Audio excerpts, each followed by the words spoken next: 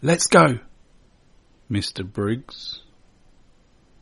I'm Teekosey, and this is with just 15 defeats.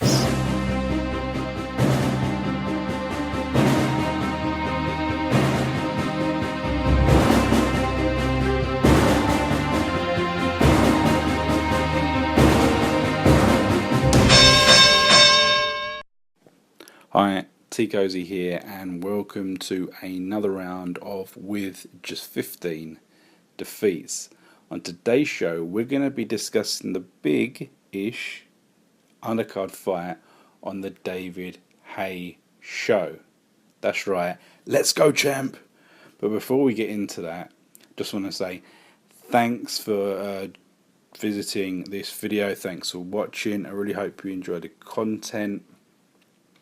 If you've got any comments on what I've got to say, if you've got any comments on the fighters or the show, leave them below. Additionally, there's going to be a little poll pop up in the right hand corner within YouTube. Just click on that, click yes or no, very easy. You won't leave YouTube, you don't have to sign into any other website, very easy, just a little poll that's associated with this fight. So thanks for that, and remember to click subscribe if you're new to the channel and the show. But anyway, we move forward to the 21st of May.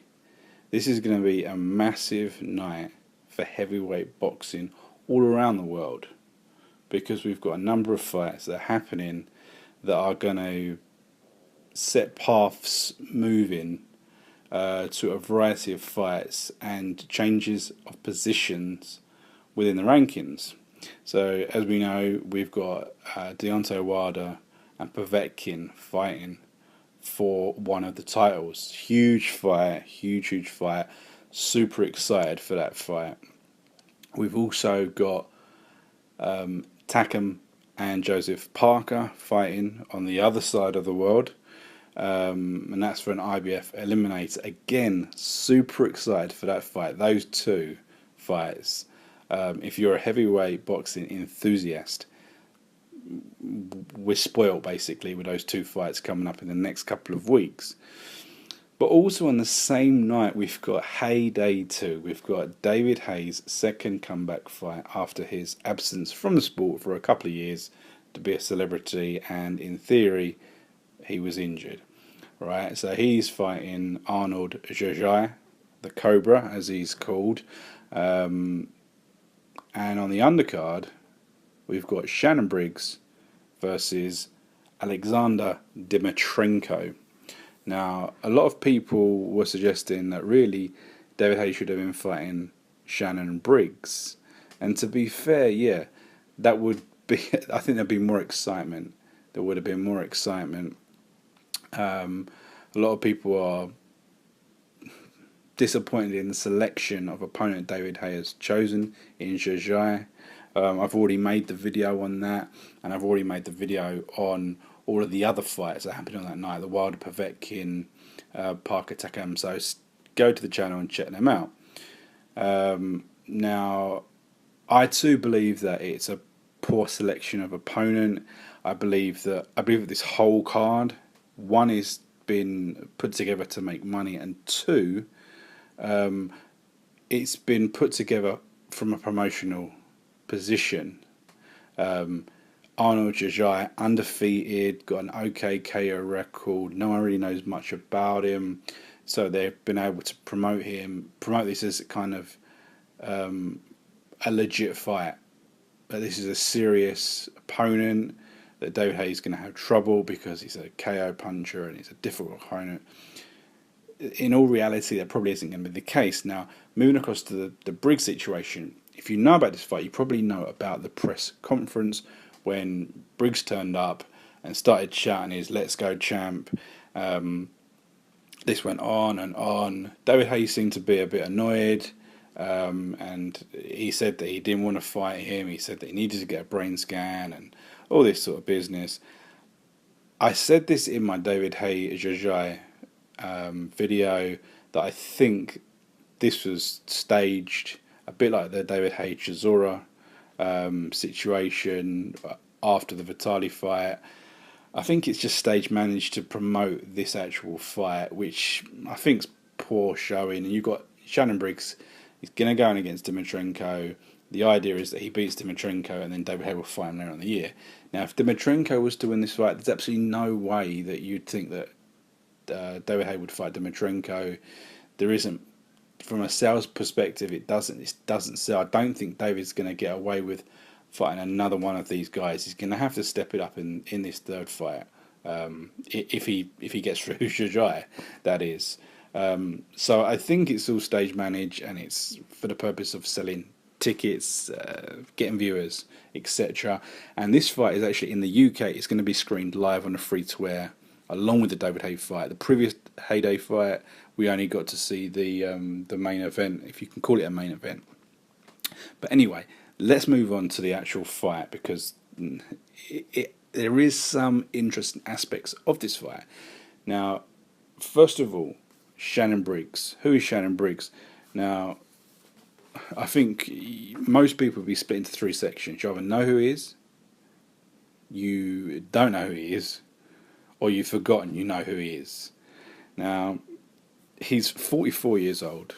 He's been a pro since 1992. Yeah, 1992. So he's been a pro for a quarter of a century, basically. He's been a world champion. He's fought a fair list of top guys over the years, right? But his record is 59 wins, 6 losses and 1 draw. And he's got an exceptional KO record of 52 KOs. And he holds a record for the most first round knockouts, which is 36. So that's a fantastic record. But obviously that leads you to believe that, let's not beat around the bush, he's known for not really having the tank. So if we just look at fights that have gone over the 6 rounds, gone over 6 rounds, there's been 13 of his fights that have gone over 6 rounds. He's won 8 of them, 4 by KO, but he's lost 4 and he's drawn 1. So the majority of his dodgy results have come when the fight's gone longer than 6 rounds. Okay, so what sort of fighter is Briggs? He's 6'2". He's going to be about 250. He's quite a muscular guy, very muscular. He looks in fantastic shape. But he's got a different shape to what he was when he was younger. He's almost a different fighter, actually. But as you can appreciate, in a quarter of a century, people change. But he's a much bigger guy now. He's a much bigger guy. But he's not flabby. He's in shape, and he's very muscular. And yeah, the current version of Shannon Briggs, you could say a lot of things about Shannon Briggs, but the thing is, because he's been fighting for such a long time, we need to talk about what he's like now. As I say, he's a big guy, he's a headhunter, he's slow, he's cumbersome, he plods along, and he tries to get the KO. His hands are low, so it's not the ideal style really for the division. But yeah, as I was alluding to, it's difficult to talk about Briggs. He's had some massive fights in his early days, in what we could call his prime, when he was leaner. He was more agile, he was springier, he had more movement. He fought Foreman and he fought Lennox. Now, he beat Foreman for the lineal heavyweight championship, but it wasn't an easy fight. Now, the thing you need to remember is that this was an old George Foreman. It wasn't a young or a prime. You got to think, Foreman, he fought for decades, and this was right at the end. It was his last fight, and he gave Briggs problems. He was landing on Briggs. He was landing relatively easily, but Briggs managed to win it on points, which is, it's quite ironic that he managed to win the championship on points. But back in those days, as I say, it was a different fight. He had really fast hands, a decent jab, um, but Foreman was able to get in close and land at will. That's what you need to remember. And he landed a lot of bombs. And I think, to be honest, he'd be disappointed that he didn't win, that he did not win that fight.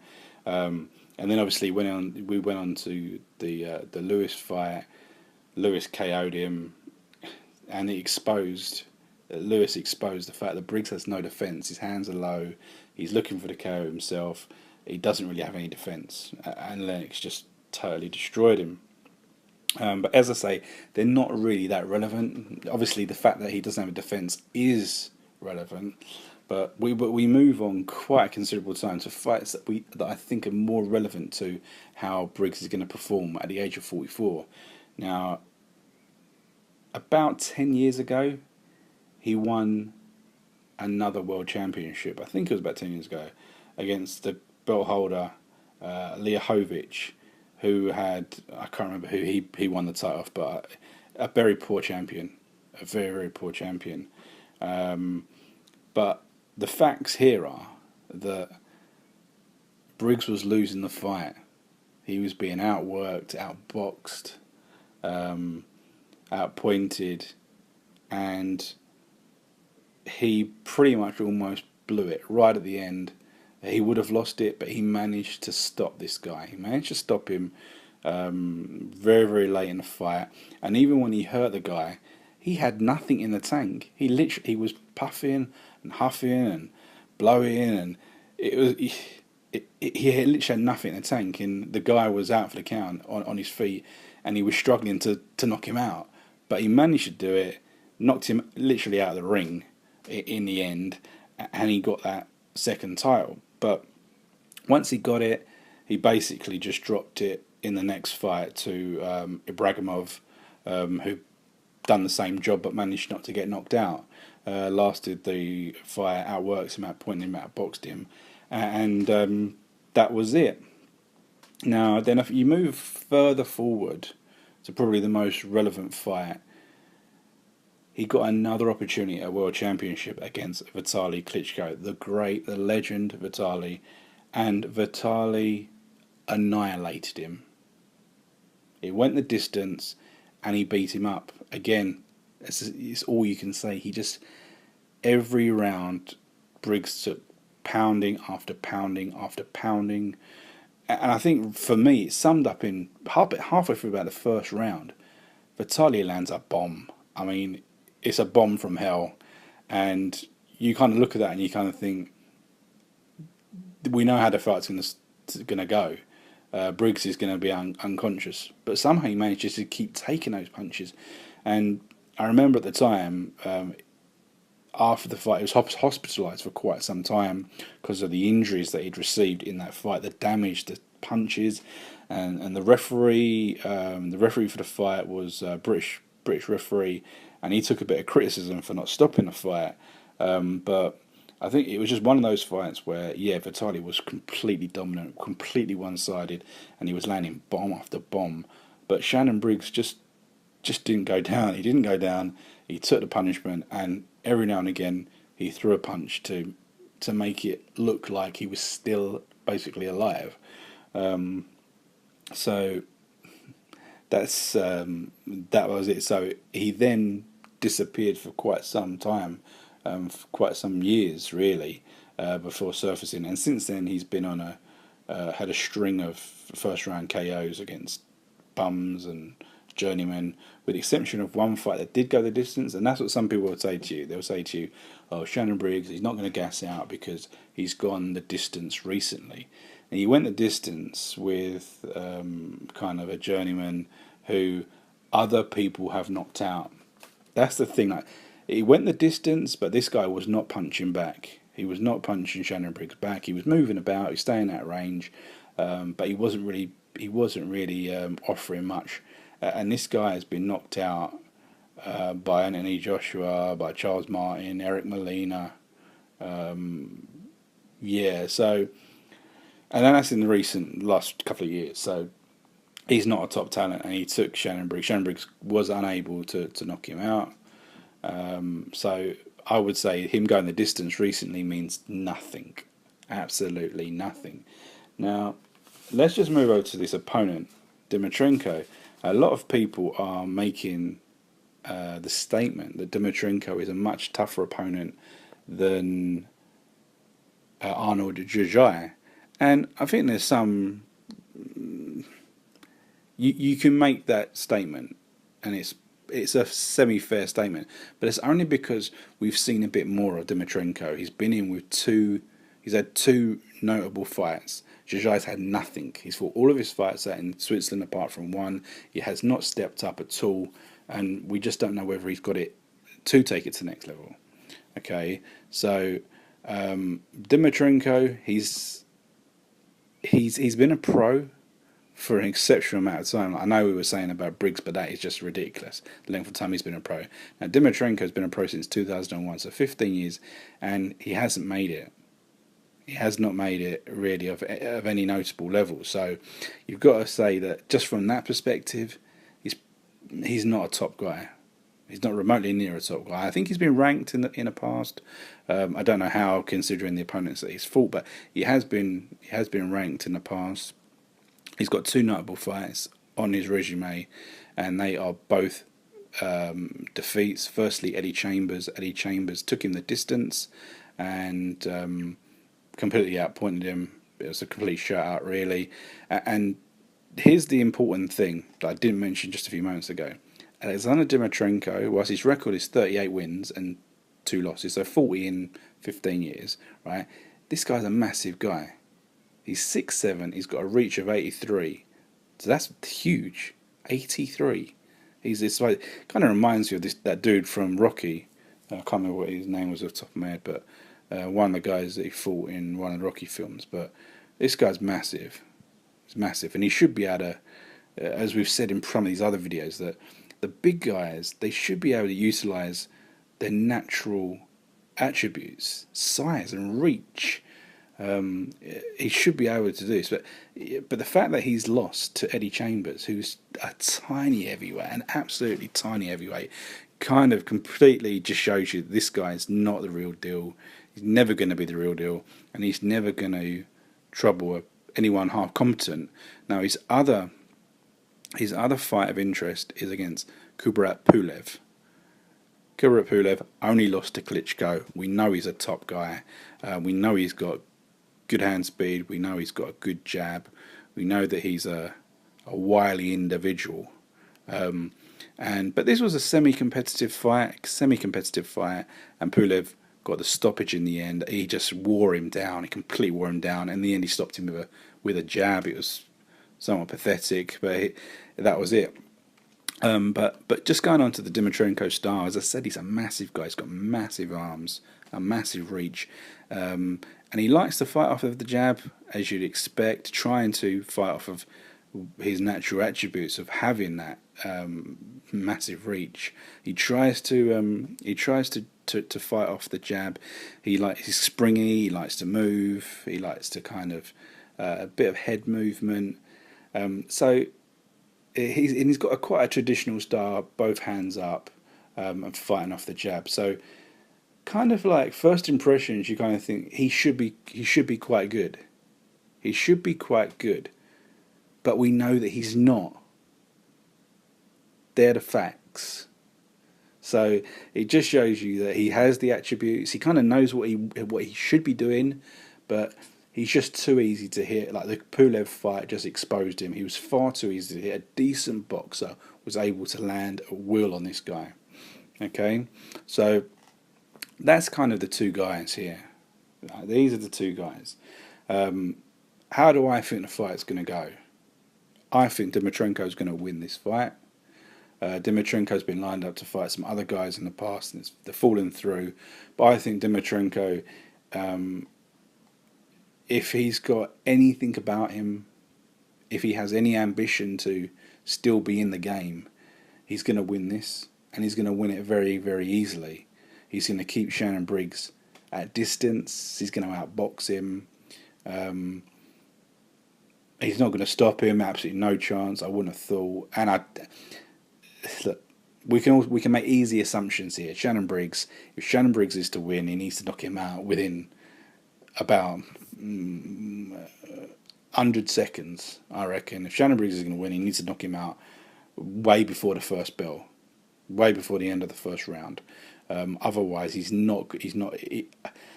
I think this guy he's going to have too much in the tank. He's going to have too much movement, too much range, and he's going to outbox him. It's just as simple as that. It's a very easy one to assess here, and I think even if Shannon Briggs was to win, which I don't think he will, I don't actually think the David Haye fight will actually happen. I think it's all a promotional tool to put more money in the tin.